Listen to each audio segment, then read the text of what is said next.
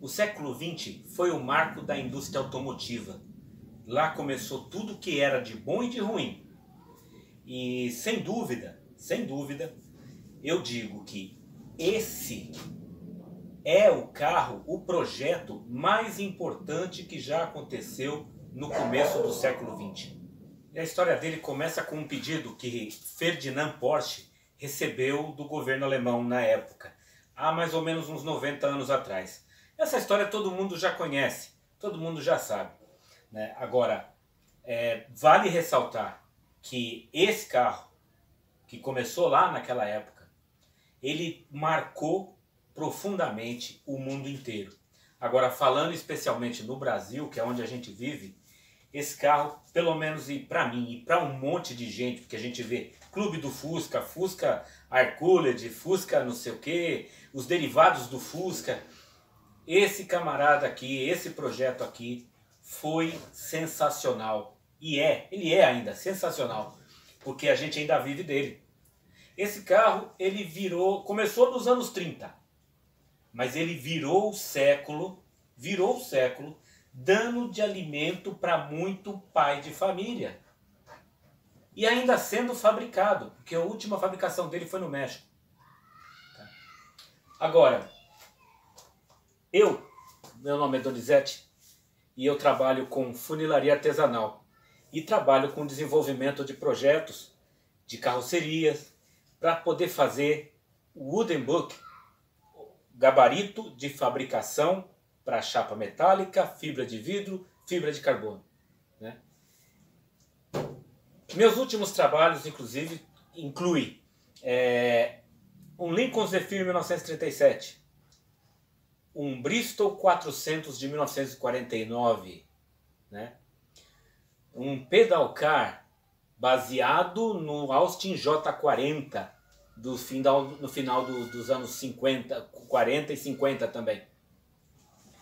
E no ano de 2021 eu recebi um pedido do Felipe Soares da Ibitinga Funilaria Artesanal, um camarada fantástico que produz um trabalho também excepcional, né, na oficina dele, na empresa dele. Ele, conversando comigo, ele falou: olha, eu quero o Fusca de 1937. O Fusca 37 ele foi um modelo criado por Porsche, por Ferdinand Porsche e pela equipe dele, mas ele foi o último da pré-série. Ele foi o último modelo feito como protótipo, né? Foram construídos 30 unidades do Käfer 37, tá? Que é como eles chamavam na época. Era o Volkswagen Type 30, né? Que eles costumaram dizer. E ele tinha umas características extremamente interessantes. Nós vamos ver elas. Sempre que eu começo o desenvolvimento de uma carroceria, eu procuro entender a história desse carro, procuro e tenho que entender o volume, medida, né? Tem um carro original que dá para a gente fazer uma comparação, aí eu posso escanear esse carro, né, com a ferramenta própria. A gente faz o escaneamento desse carro e tira o objeto 3D, ou seja, já tira a carroceria em 3D. Não tendo, precisamos do histórico desse carro, precisamos dos planos desse carro e ver o que tem. Então, conforme você desenvolve, foi assim que eu fiz Ford 37, né? Foi assim que eu desenvolvi o Lincoln Zephyr, o Bristol 400, né? Então, Bristol 400 e Lincoln Zephyr foi por meio de blueprint, tá? O Ford 37 também por meio de blueprint. E daí eu, em cima do sedã, do coupé, aliás, minto, sedã não, em cima do Ford 1937 original, eu trabalhei o Ford 1937 Custom, né? Street Rodder. na versão Street Rodder dele. Então a gente obteve ali o formato ideal desse carro.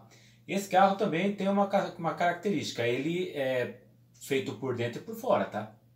O carro não é só casca, não é só aquela pelinha não, tá? Então você tem que desenvolver um negócio onde, quando o gabarito estiver pronto, o funileiro artesanal pode fazer já sabendo que aonde que ele vai colocar encaixe de porta, encaixe de coluna e tudo mais.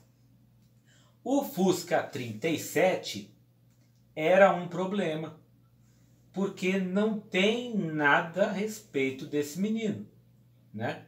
Então não tinha assim um blueprint, não tinha não existe uma peça original para ver dele, porque eles foram feitos as 30 unidades dele e eles foram destruídos, né?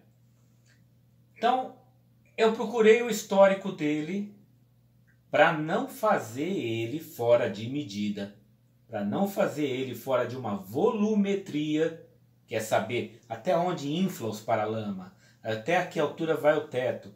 Então eu procurei alguns dados, procurei aliás muitos dados, a gente tem que garimpar. O caso do Fusca 37 foi feita uma garimpagem de todo o carro, né? Eu encontrei muitas imagens, tá? E informações técnicas deixadas por Porsche para a gente poder seguir, né? Por exemplo, a frente, uma que eu já mostrei agora no vídeo, que é frente e traseira, vista de perfil, vista de lateral, né? Tem também umas peças, existe também um trecho dele desmontado.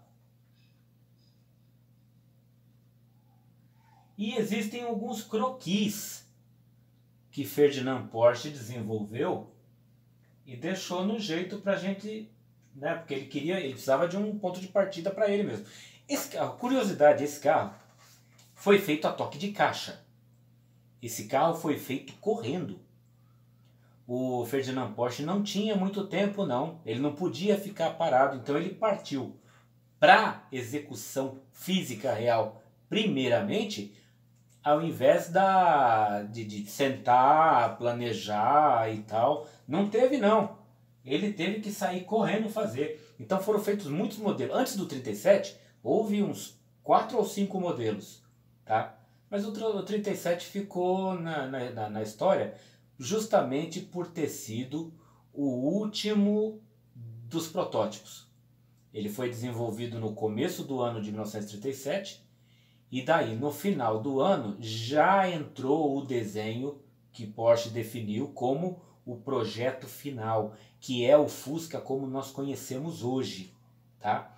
Então o Fusca com aquela janela traseira, tal, tudo bonitinho, como a gente conhece hoje, é que foi feito no final de 37. Já entrou em 1938 o Fusca já da maneira como a gente conheceu, né? Então nos esquemas de Porsche tá aqui esse que mostra claramente medidas, as medidas de altura, distância do solo. A distância do solo, inclusive, nos dá a correta medida dos pneus, né? Tá? Ele já indica pra gente o que você está usando de roda, de pneu. Ele já indica muita coisa pra gente. Então foi feito um estudo em cima desse carro para poder desenvolver a modelagem 3D. Não fiz essa modelagem por acaso, liberdade criativa ou licença de criação, né?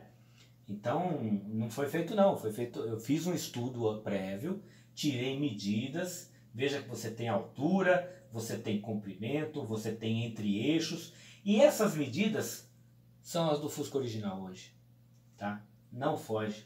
Olha só o que nós temos aqui. Então foi obtido várias imagens para servir de base e para poder tirar a volumetria do carro, tá? Então não foi feito de qualquer jeito não. Segue uma sequência de fotos que mostra, olha, a situação dele na traseira, entendeu? É uma das características desse carro. Ele tem a janela traseira por dentro do motor. Olha que interessante que o Porsche está tentando fazer. É claro que foi experimentação, tá? Foi uma experimentação. Ele tinha que se basear, começar, desenvolveu, tal, né? Eu encontrei, inclusive, essa imagem curiosíssima do Fusca cortado no meio, do Kaffer 37 cortado no meio. Essa imagem do Kaffer 37 cortado no meio me deu os parâmetros de coluna interna, me deu os parâmetros de onde ia, olha só, o tanque de combustível nesse trecho, né? Tanque de combustível, me deu as longarinas, ele tinha umas longarinas extras aqui no paralama dianteiro, olha, né? A extensão de onde ia o forro de teto, tá? E a moldura da janela traseira. E aqui as aletas do capô traseiro. Olha só a função das aletas do capô traseiro. Ela tinha a condição de ter que passar a imagem para dentro do carro e para fora do carro. Então, quando você olhava, você estava dentro do carro e você olhava para trás, você via a rua. Olha que interessante. Ele planejou isso. Então, quer dizer, é o tipo de detalhe construtivo que eu incorporei no modelo novo, tá? No modelo reproduzido agora, entende? Então, nós fizemos esse carro, olha aqui, ó. Aqui tem um modelo básico do chassi, um croquis feito por Porsche que mostra o chassi como ele tinha sido feito, entende? Mas as medidas básicas dele são idênticas aos nossos Fuscas de hoje.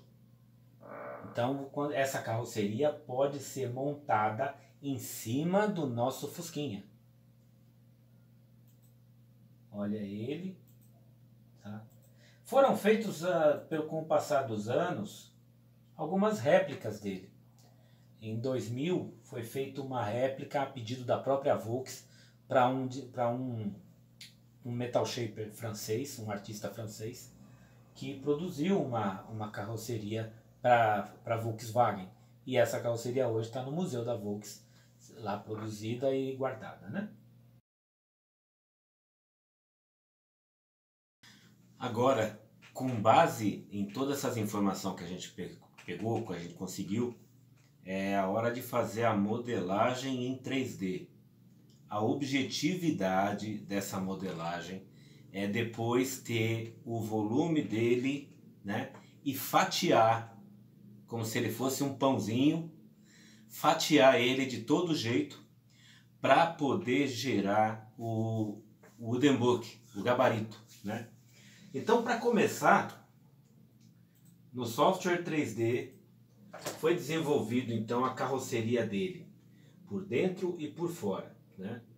Eu segui modelando de acordo com os parâmetros de medida e volume que foram dados nas informações da pesquisa. A porta suicida, coluna de porta, né? Olha o painel por dentro, né? Tem um painelzinho bonito por dentro dele, olha. A sequência mostra também, olha, as metades. Aí começamos a fazer o alisamento da carroceria, criar as arestas conforme existia. Uma consideração importante, interessante, porque você tem que pegar toda a informação do carro. Esse ressalto no Fusca, ele é negativo, ele é uma depressão de mais ou menos uns 5 milímetros, né? Nesse Kaffer 37 é o contrário, ele sobe mais ou menos uns 5 milímetros, tá? E aí ele forma a aresta dela como se fosse o Fusca que a gente conhece hoje. O capuzinho dele sorridente, né? A traseira, veja, a gente começa a fazer o alisamento do carro e os estudos em cima da geometria desse carro. Essa aresta que foi criada ela sobe, ela no modelo original subia até o teto, olha. Interessante. Isso eu consegui reproduzir ela da maneira correta, como tal no modelo original. Tá? Veja a sequência de imagem, a gente já desenvolvendo ele, paralama. E aí eu comecei a separar as peças também, né? Comecei a desenvolver a separação das peças, porta, paralama, capô traseiro, capô dianteiro, fazendo elas em separado. Porque nós vamos, na hora do molde, eu vou fazer elas em separado também, tá? Na hora de fazer o fatiamento, entendeu? Veja. Até a hora que começa a chegar no volume correto, no desenho correto, né? Aí eu tenho a possibilidade de começar a fazer os testes de renderização para ver se o carro de fato combina com o carro real que foi produzido. Olha, aqui a gente já começa a ter uma imagem dele. As rodas,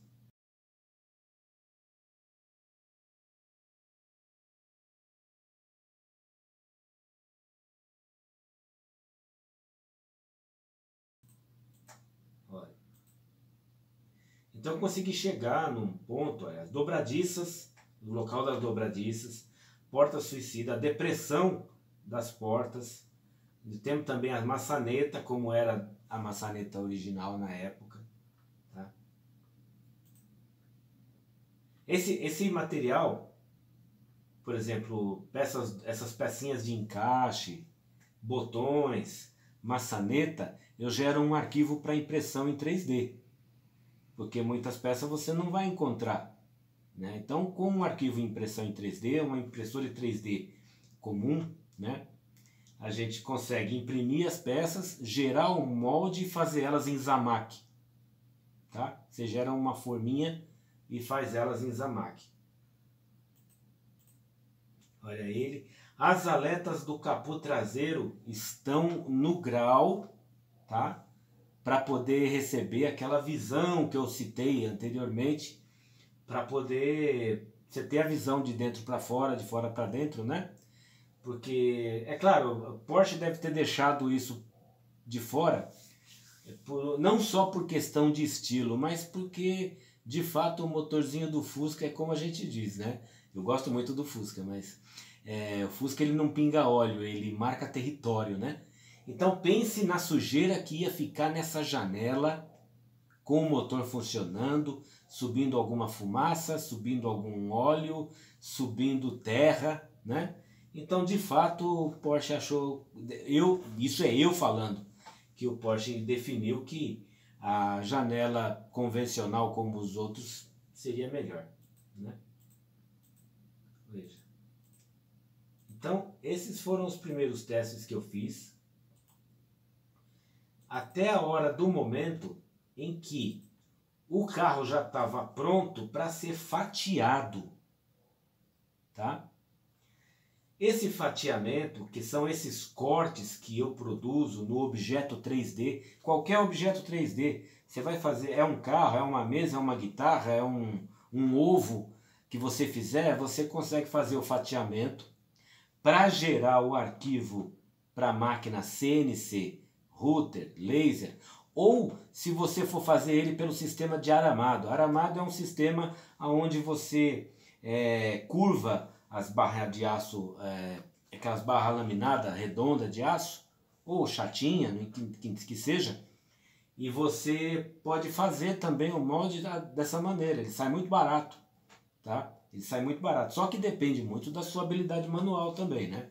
Porque você pode pegar esse arquivo, imprimir em papel, tá? Mandar para uma impressora, um birô de impressão, imprimir ele em papel, no tamanho natural, ou no tamanho que você queira, e produzir ele na mão, as barras de aço, curvando elas e soldando. Você gera. Os italianos fazem muito isso. O italiano faz muito isso. Se você procurar carroceria Brandoli da Itália, você vai ver que eles têm até pendurado na parede os aramados que eles usam como gabarito, tá? Então quer dizer, não se restringe somente a chapa de MDF, chapa de madeira. Você já pode fazer ele direto no aço, né? Você tendo esse recurso, desenvolvendo esse recurso, sai muito barato, sai muito barato. Veja, aí os cortes feitos, o capô também já cortado. Painel por dentro, essa modalidade de corte que eu desenvolvi aqui, ele já dá pra gente o painel por dentro, quer dizer, você economiza um tempo danado. Então, quer dizer, a gente para fazer um projeto, desenvolver o projetinho, desenvolver a modelagem e tal, e depois faz esse fatiamento, você já tem tudo no jeito. Depois é só você cortar as peças e... Olha ele aqui, ó. É você cortar as peças e começar a encaixar, colando elas, tá? Então, eu desenvolvi duas modalidades de fatiamento. Uma, todo vazado por dentro, economiza muito em MDF. E outra, a maneira como eu digo que é a maneira convencional, que todo mundo sempre fez desde o começo, desde o começo do século XX, todo mundo fez ele, a chapa inteira, correndo pelo carro todinho, né? Aqui, na longitudinal, no comprimento do carro, eu digo que é o eixo Y. Lembra do produto cartesiano, X, Y, Z? É assim que a gente trabalha a modelagem 3D em qualquer coisa. Então, na longitudinal é o eixo Y, no que corta aqui a perpendicular, o eixo X, e esses que estão deitados aqui, como se fossem decks, plataformas, é o eixo Z. Então, eu considerei isso que facilita muito na hora de identificar as peças, tá? Porque as peças também vão identificadas, cada uma tem o seu número, cada uma tem a sua localização, tá? Então, aqui o carrinho já feito, o sistema convencional de um lado e o sistema vazado econômico do outro, né? E esse é o sistema que foi escolhido para ser o alvo de trabalho, porque ele economiza e dá para a gente, inclusive, as peças internas, para o painel, por exemplo, para ser feito, para ser trabalhado.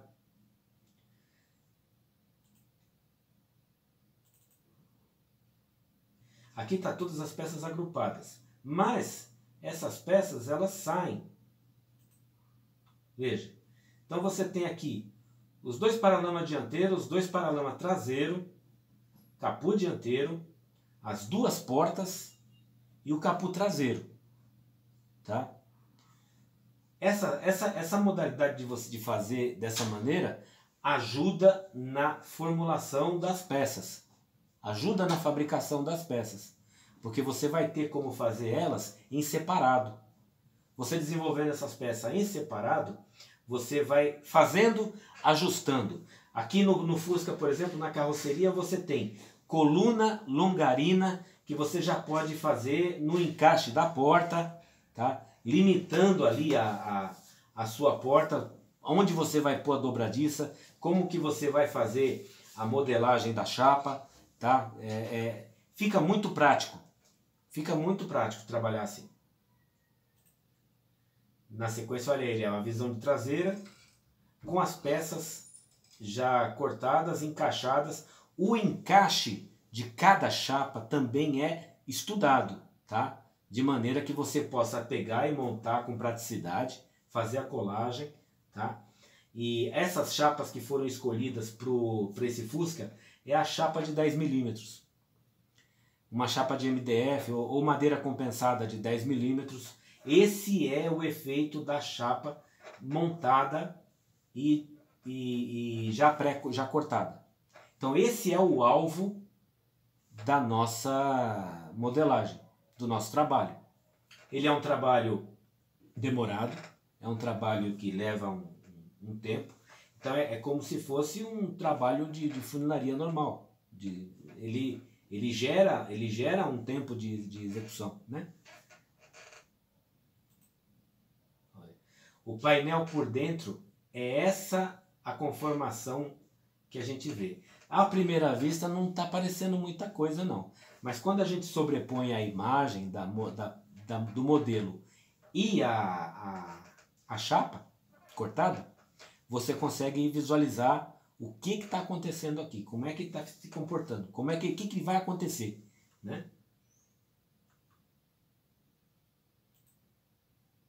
Esse já é o modelo convencional. Aqui já é um corte do modelo convencional. As chapas todas unidas, não sai nada, não separa nada, porta. Só que também tem uma coisa, esse aqui ele é o convencional, não separa nada, mas a identificação dos limites das portas, né? Sabe aquele vão da porta de 5 milímetros?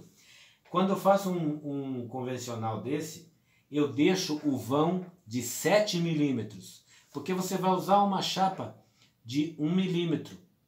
Então você tem, entre a porta e a carroceria, você deixa geralmente 5 milímetros de vão, né? Para fazer o alinhamento.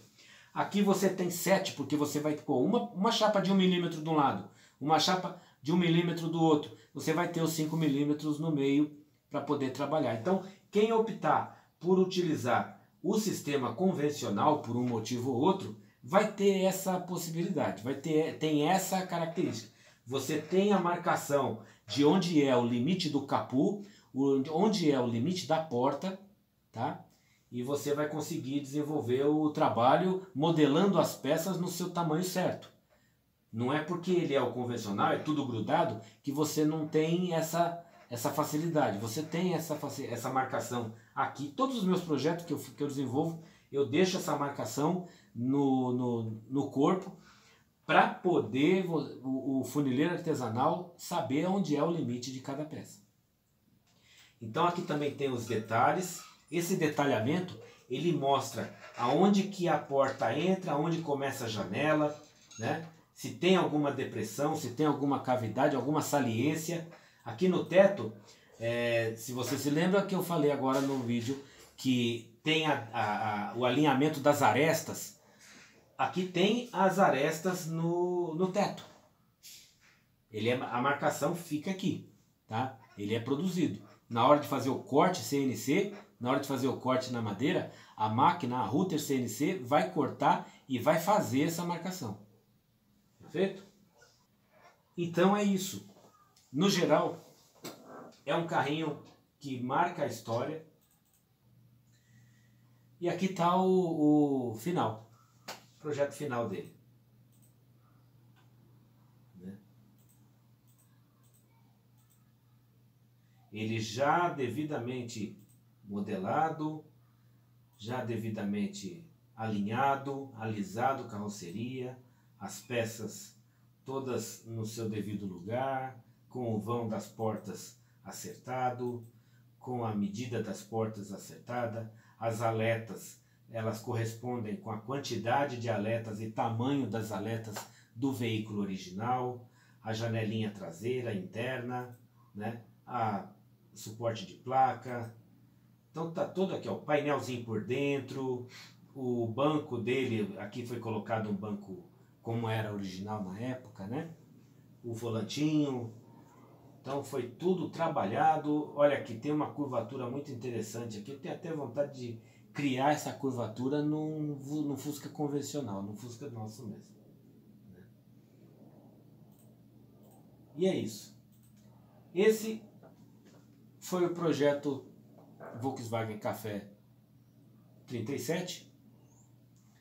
E foi uma satisfação muito grande trabalhar ele.